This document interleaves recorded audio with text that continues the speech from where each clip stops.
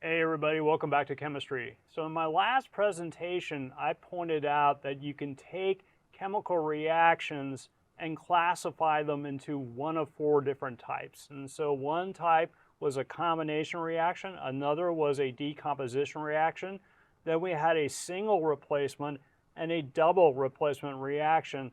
And so I wrote out a lot of reactions on the board and described them how you would be able to categorize them into one of those four types. As it turns out, a lot of these reactions I wrote on the board are part of another category which is different but very important. And so this category of reactions is called redox reactions. So redox stands for oxidation reduction. So if you have a redox reaction, you are said to have an oxidation reduction reaction. The way you identify a redox reaction is by looking at the reactants and seeing if there is evidence of electrons being transferred from one reactant to another. For this to occur, what must be happening is that one of the reactants is giving up electrons. The reactant that is giving up electrons is said to be oxidized or undergoing oxidation. The other reactant, which is receiving the electrons or gaining electrons, is said to be reduced or undergoing a reduction reaction. So to give you an example of a redox reaction, I want to start with this simple reaction that I have described on this slide. So if I can blow up the slide. So here we have an example of a relatively simple redox reaction. So first, let's look at the reactants. So one reactant is zinc metal, another reactant is copper ion, and when you let them react together, they will produce products. And so the products you get are zinc ion and copper metal. And so we have a nice sort of picture of it on the right side of the screen here. So let me look at the left side of this picture first. So I'm outlining the left side. And so the left side here are the reactants. So for example, zinc here, which is part of the reaction as a reactant, is this metal strip here that is kind of gray and is sticking in this blue solution. Now the other reactant is copper ion, and so the copper ion is going to be found dissolved in this water solution. Whenever you have a solution of ions dissolved in water, you can also call this an aqueous solution. And so the zinc metal reactant is really sticking into an aqueous solution of copper ion. The way the copper ion got dissolved in the water is someone took the ionic salt of copper sulfate and they threw it into the water, and the copper sulfate dissolved in the water and released copper ions and sulfate ions. And so it's actually the copper ion that is reacting with the zinc. The sulfate ion just sits there in the water and does nothing. So now what I want to do is kind of point out the products of the reaction. So we'll look at those now. So here is a picture of the products of the reaction. And so one product is fairly obvious.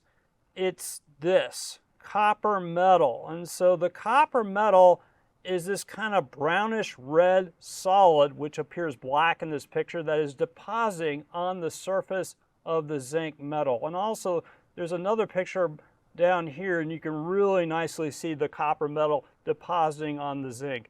Now there's another product that's a little bit more difficult to see. This is zinc ion. So zinc ion here is actually dissolved in the water. Okay, so at this point, what I want to do is talk about why this reaction is considered to be a redox reaction. So if I can reduce the slide. Okay, so let's go into this reaction in some detail. And so I'm going to write out the reactants here on the board and then talk about them in a little bit more detail. So one of the reactants is zinc metal, and then it's reacting with copper ion in the aqueous solution. And then if you wait enough time, what will happen is that the zinc metal will become zinc ion, which in itself will be dissolved in the aqueous solution. And then the copper ion becomes copper metal, like that. Okay, so to understand why this is a redox reaction, what we have to do is sort of analyze the amount of charge is in each of these species here, and the reactants and the products. And so what I'm going to do is I'm going to look at the number of protons of each of these species, and I'm also going to look at the number of electrons. And so I'm not looking at neutrons because neutrons have no charge. So first, let's look at zinc. So zinc is a metal. You can look up its atomic number in the periodic table. It's 30. And so if it's 30, then you can imagine that zinc atoms all have 30 protons and therefore 30 positive charges. Now, the zinc metal is a neutral species of zinc. If it's neutral, that must mean as many electrons as protons. And so zinc here has also 30 electrons and 30 negative charges. Okay, let's look at the copper ion. So you can look up the atomic number of copper in the periodic table. The atomic number is 29. That means all different kinds of atoms of copper have 29 protons. And so we know here the species of copper has 29 protons. However, let's figure out how many electrons it has. And so you can see that this is not a neutral species of copper. You can see it has a 2+ charge. The only way it can get a 2+ charge is if the atoms had lost 2 electrons from neutrality. So normally a neutral copper atom would have 29 electrons, but to become 2+, it must lose 2 electrons. So if you have copper 2+ ion in solution, it really only has 27 electrons and 27 negative charges. Okay, so those are the reactants. Let's do the same analysis for the products. Okay. The zinc now has changed. We have gone from it as a reactant being a neutral species, becoming an ion, which is a charged species. It has a 2+ charge. Now, with the zinc ion here, it's still zinc, so its atomic number is 29, and therefore it will still have 30 protons. But here's the thing, this zinc atom, when it became an ion, lost 2 electrons, and so it's deficient in 2 electrons. If so, it no longer has 30 electrons. It has 28 electrons. So what about copper here? Its atomic number is 29, and so it will have 29 protons and 29 positive charges.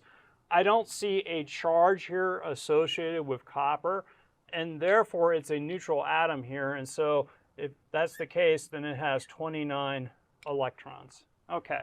So now let's figure out why this reaction here, as you go from reactants to products, is a redox reaction. What we have to check for is to see if at any point when we mix these reactants together, does one of the reactants, whether it be zinc, metal, or copper ion, transfer electrons to the other reactant? And in fact, I think I can sort of see that's going on. So let me explain what I'm seeing here.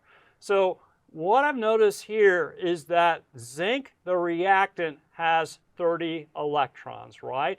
But when it becomes a product, it only has 28 electrons. That implies that zinc metal lost 2 electrons to become the zinc 2+ ion.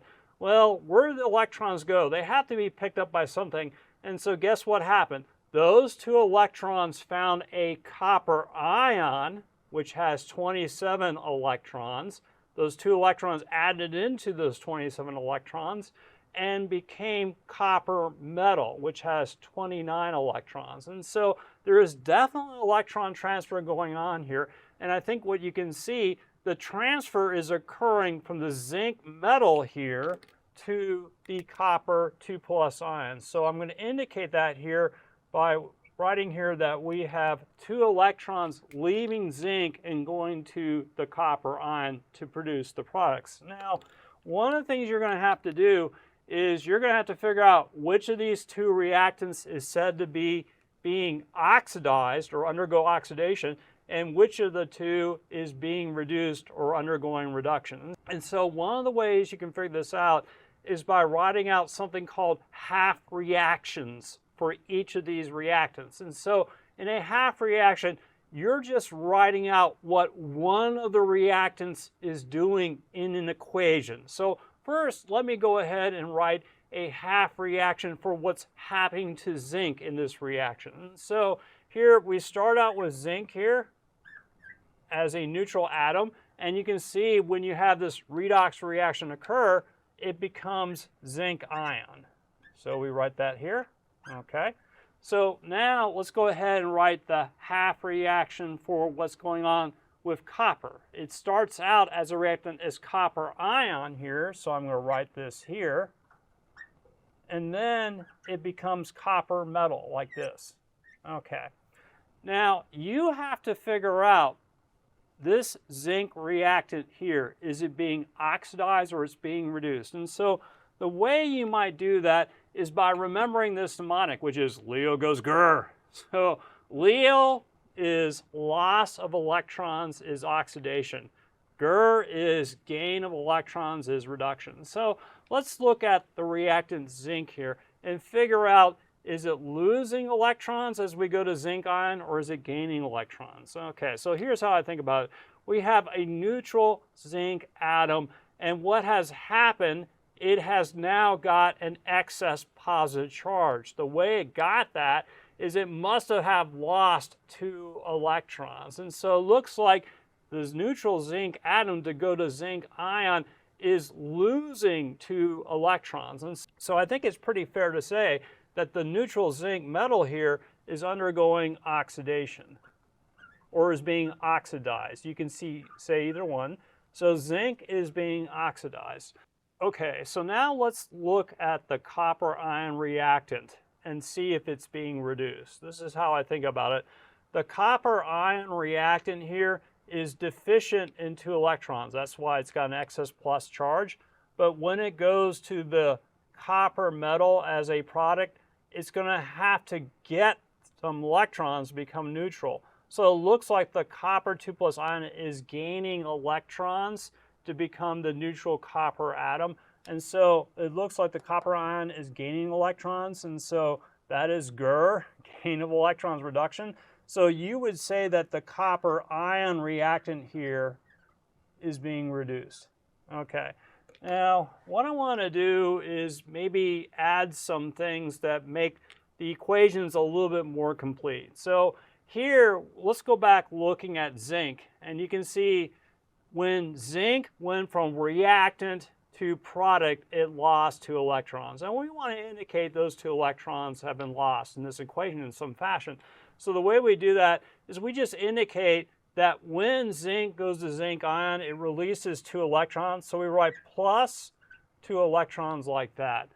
Now here, what's going on is that those 2 electrons are being picked up by the copper ion. And when they bind to the copper ion, that turns the copper ion into a neutral copper atom. So here to indicate that, we write 2 electrons like this are added to the copper ion to produce the copper atom.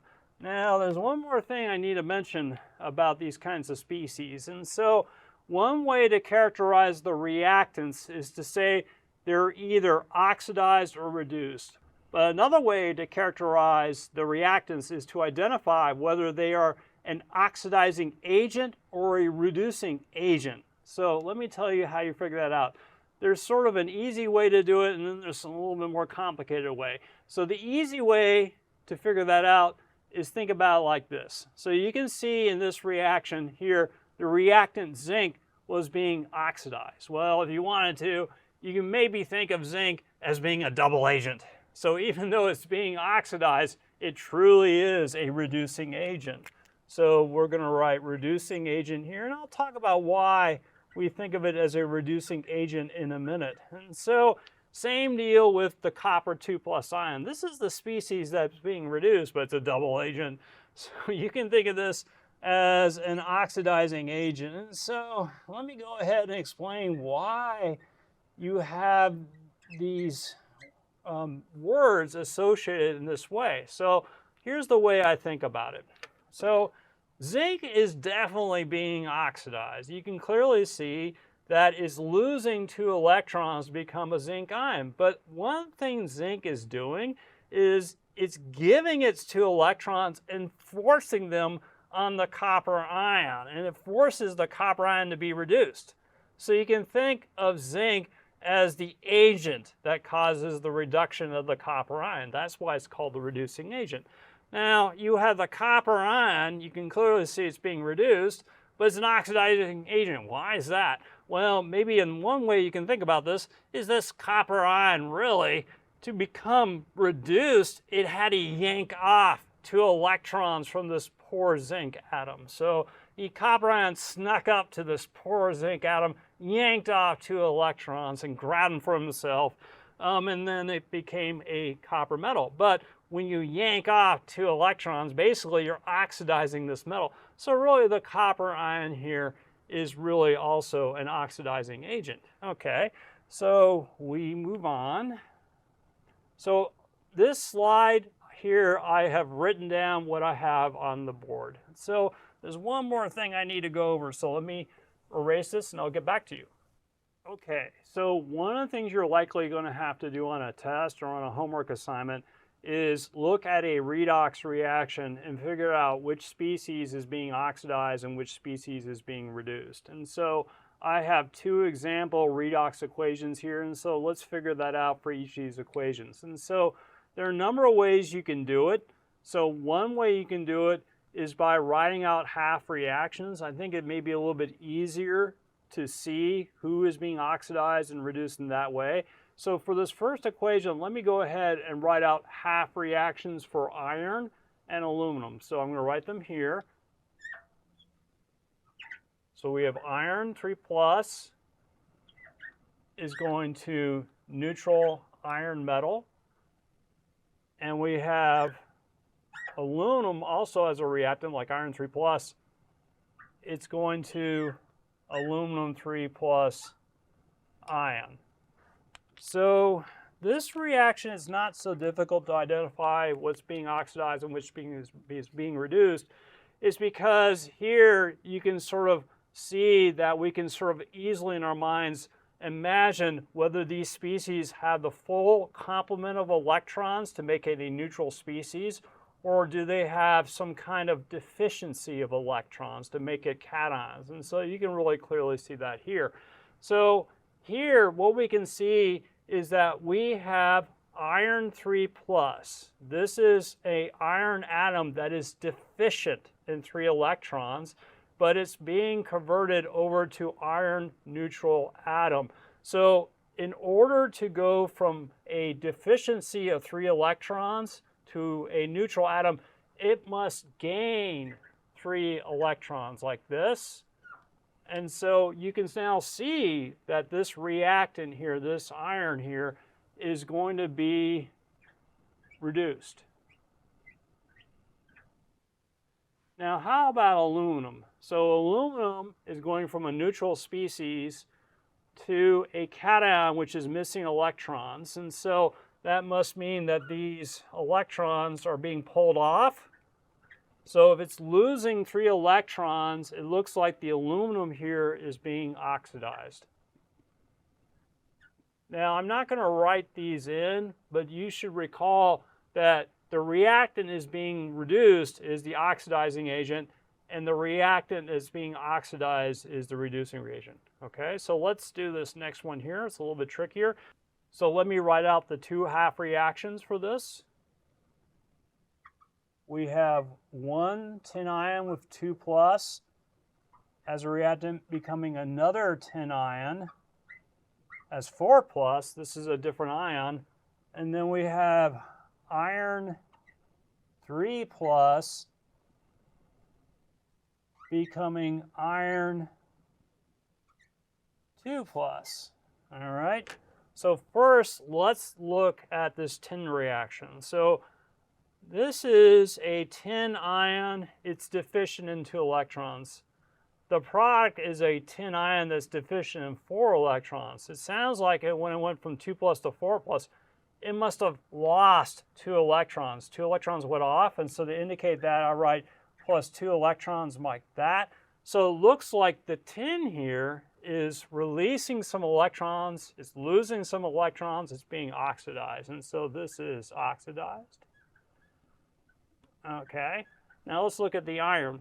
So the iron is going from a 3 plus state where it's deficient in 3 electrons to a 2 plus state. It's only deficient in 2 electrons. So it must have gained 1 electron. And so what we would say here is that this iron species here is being reduced. So iron 3 plus is being reduced.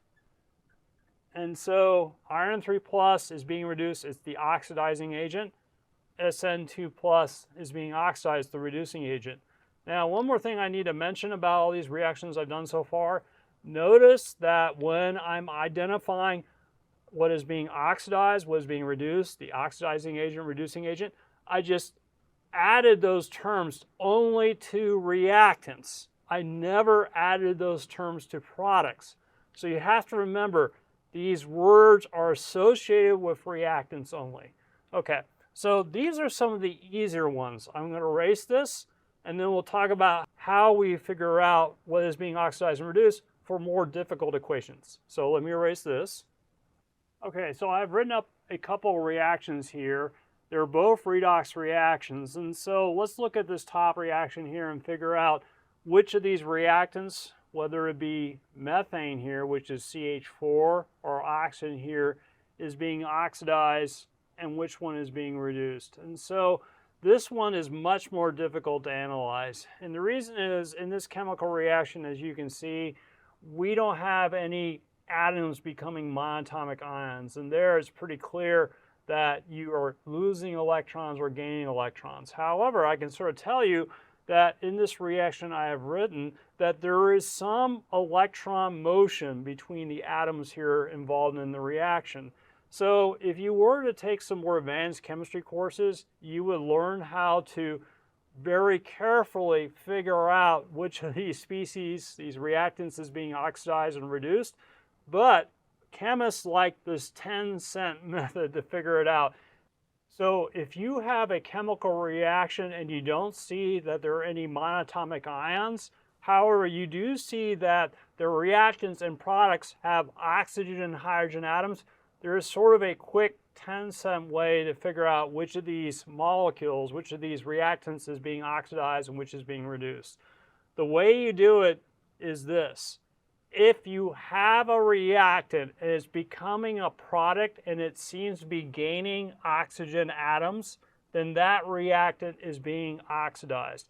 If, on the other hand, you have a reactant and as it's going through the reaction seems to be gaining hydrogen atoms, then that reactant is reduced. So let's use that rule to figure out who is being oxidized and who is being reduced. And so here we start out with methane. Methane's formula is CH4. Let's see where the carbon goes. The carbon goes from CH4 to CO2. So what has happened is the carbon has picked up oxygen atoms. So here we have an atom in a compound that has increased the number of oxygen atoms. And so you would say that this molecule here overall is being oxidized. Now, let's examine oxygen here. Oxygen becomes water by gaining hydrogens. And so if you have some kind of molecule or atom that's gaining more hydrogens, it's probably being reduced. And so we'll say that this is reduced. Furthermore, you can say that this molecule, CH4, which is called methane, not only is it being oxidized, you can say that this is the reducing agent. This is the reducing agent, and here we have oxygen, which is being reduced. Oxygen, molecular oxygen, is the oxidizing agent. So we can try to apply that rule to this next reaction. This is a little bit more difficult.